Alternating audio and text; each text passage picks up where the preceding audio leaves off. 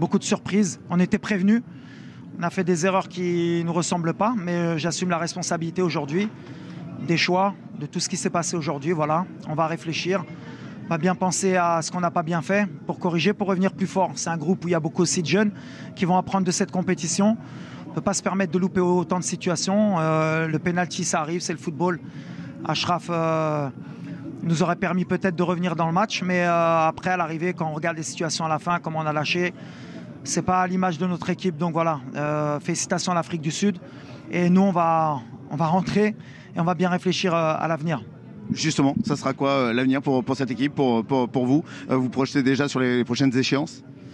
Non, mais je l'avais dit. J'avais dit que de toute façon, voilà, le Maroc se devait d'aller en demi-finale. Donc je vais m'asseoir avec mon président, on va bien discuter. Et moi, en tout cas, je me cache jamais, prendre nos responsabilités, en tout cas la mienne. Aujourd'hui, j'ai échoué, donc voilà, il faut assumer. Merci beaucoup, Wally.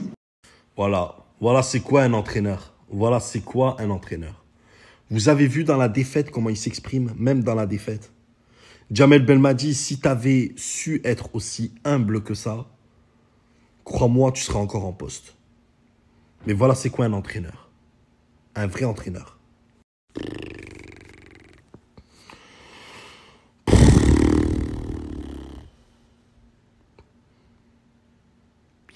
Tu joues l'Afrique du Sud il y a 1 an, c'était un test. Et en fait, tu l'as eu, le test. 1 an après, à la CAN, ils t'éliminent en 8e de finale. Avec leur joueur Makeba, là, ou je sais pas quoi, qui te tire des frappes du milieu de terrain en première mi-temps pour te montrer, Zarma, attention, j'ai un pied droit de malade. À la dernière minute, il te claquait coup franc contre l'un des meilleurs gardiens du monde. Waouh. Je vois beaucoup de Marocains qui tombent sur Ziyech, qui tombent sur En-Nesyri, pardon. Mais, oh, vous avez pas honte? Tomber sur En-Nesyri? En-Nesyri? Le penalty que t'as obtenu.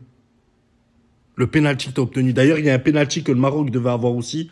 Je suis algérien, donc il y a pas de, j'essaye pas de dire quoi que ce soit, de défendre quoi que ce soit. Mais le penalty sur El Zazouli, normalement, il y avait penalty. Il y avait penalty sur l'action d'El Zazouli.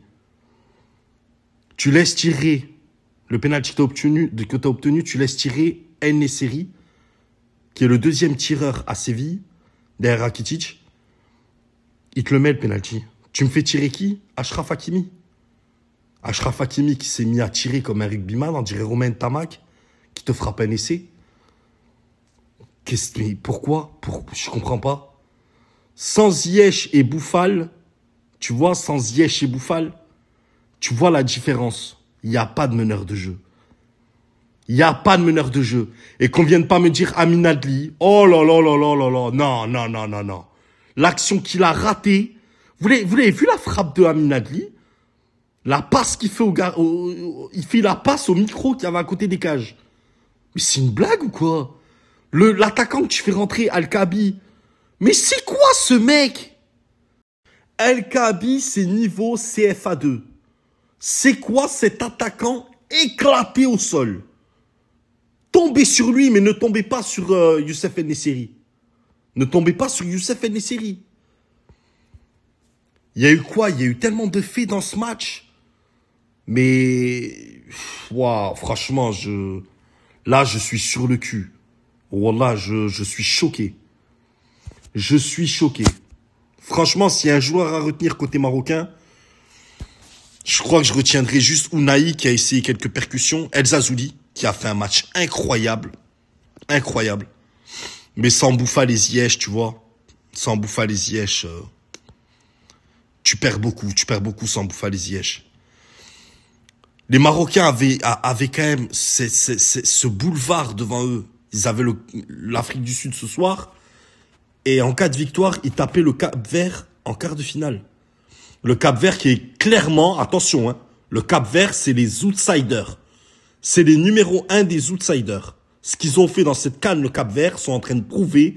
En fait, le Cap-Vert a donné l'exemple à toutes les autres nations.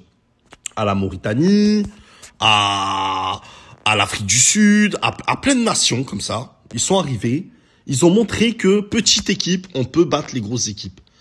Mais le Maroc, mais c'est un gâchis monumental. Un gâchis monumental. Wallah, ce qui vient de se passer. T'es 4e mondial. T'es 4e. T'es la 4e meilleure équipe du monde.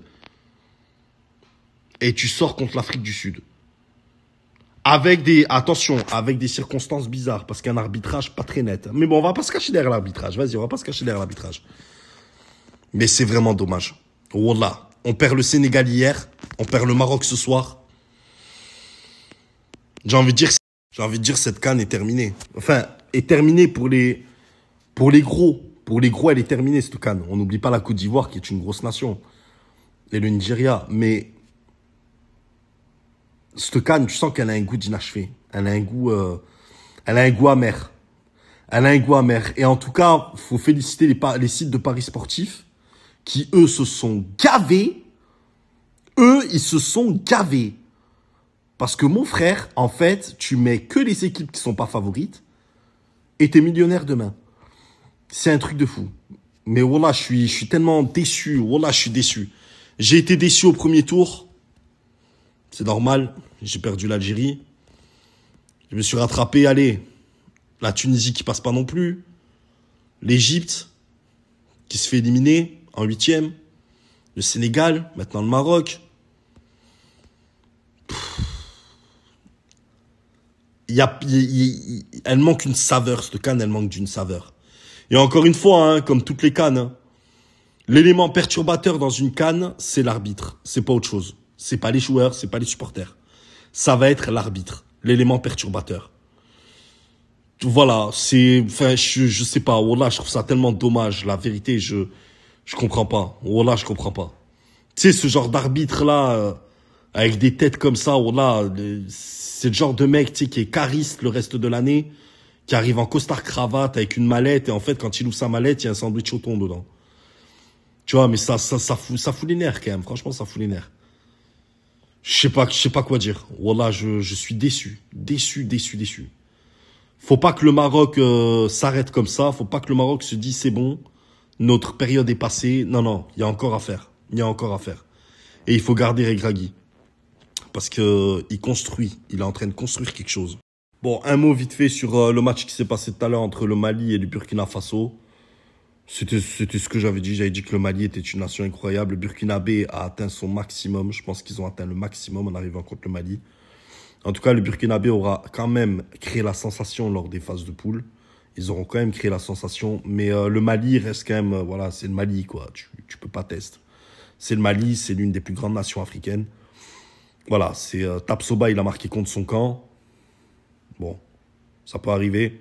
Et derrière, Sinayoko qui achève ça. Donc voilà, donc le Mali en quart, ça n'étonne personne.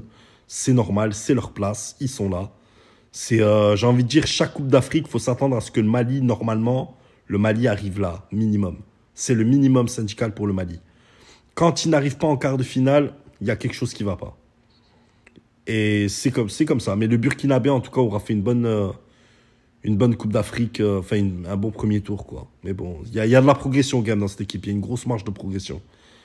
Mais voilà, du coup, ça a été une soirée spéciale, très spéciale. Entre hier et ce soir, ça a été très spécial, vraiment. Et ce joueur de l'Afrique du Sud, là, ce Sud-Africain, ce Bafana, Mokeba, il s'appelle, je crois, un truc comme ça, Mokeba, Molkeba, je crois. Il a un pied droit, waouh. Tu te demandes si le mec, il n'est pas fan de Tony Kroos. Voilà. Bref, voilà, la Coupe d'Afrique continue. Il reste le Nigeria, il reste le Mali, l'Afrique du Sud, la Côte d'Ivoire. Il reste qui? Le Cap-Vert. Il reste qui encore? Il reste quelques bonnes nations. Ouais, il reste que... Ouais. Mais bon, il y a un goût d'inachevé. Wallah, il y a un goût d'inachevé quand même. Cette CAN et le Nigeria, bien sûr. Wow, comment je peux oublier? Je pense que le Nigeria, il y a un gros coup à jouer pour eux. Le Nigeria reste l'équipe, actuellement les 8 qui restent, le Nigeria est celle qui pratique le plus beau football. Par contre, si je dois mettre une surprise, je mettrai le Cap-Vert. Attention au Cap-Vert. Je pense que cette Coupe d'Afrique va être verte à la fin. Ça va être la Coupe verte. Pas le Cap-Vert, le Coupe verte. Je sais pas pourquoi je le sens. Bref, voilà. Voilà, cette CAN est très spéciale. Mais on va continuer à la suivre quand même. Et force à vous, les frères marocains. Force à vos supporters. Force au peuple marocain qui sont quand même, mine de rien, on le dira toujours, hein, c'est la 4e meilleure équipe du monde.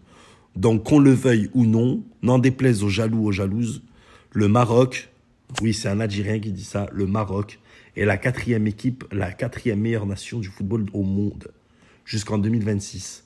Donc, qu'on le veuille ou non, ils sont 4e. Point barre. C'est tout.